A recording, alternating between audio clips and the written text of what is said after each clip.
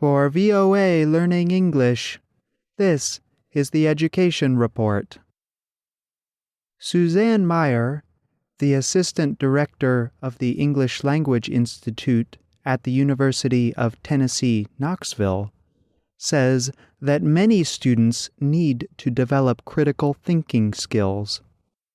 In other words, students need to learn how to collect information and then evaluate the information and apply it to a new context.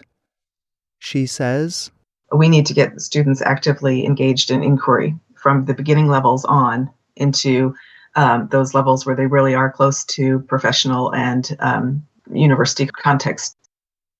One way to develop critical thinking skills, Meyer says, is to teach students to be creative about the types of questions that they ask. Meyer says that there are many benefits to using question-asking activities with English learners. Question-asking activities help students to become better language learners. She says, question asking overall helps students be better language learners, and not for the obvious, because you ask a question, you get an answer, but often questions are the first point of contact. And so if my question is not good, then that's going to direct the level of our conversation. Meyer also says that question asking may help develop critical thinking skills by allowing for more interactions. People who can ask questions are very confident. And when you're confident, you can have more interaction. That extra interaction might lead to critical thinking because you're more likely to actually integrate in some fashion into a new setting if you're in an ESL scenario. So I think overall, just that whole question asking idea has so many benefits. There are many strategies to improve question asking and develop critical thinking skills. One possible strategy, says Meyer, is to use question-asking patterns that start with concrete questions and move to abstract questions. So, for example, if students were reading a new text, they would design a series of questions using 3 different steps.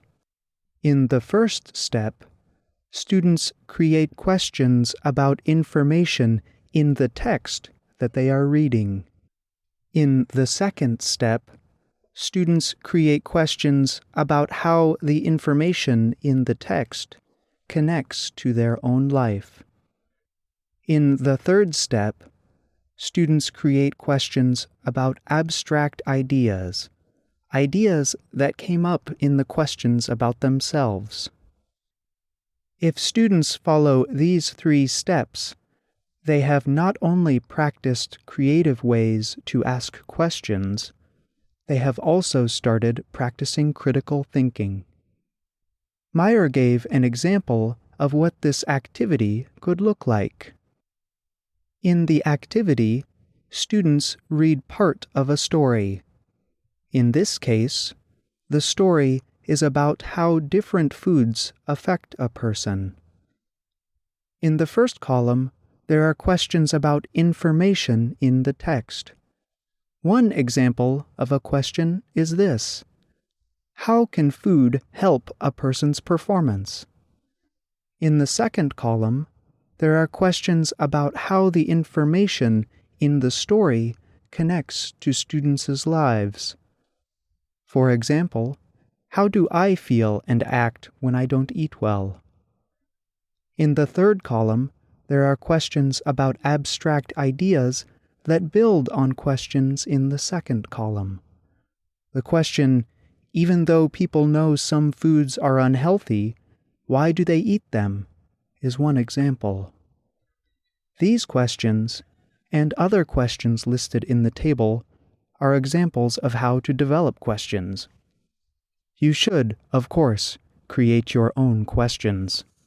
Meyer says that when teachers tell students which questions to answer, students are less likely to be creative about the types of questions that they ask.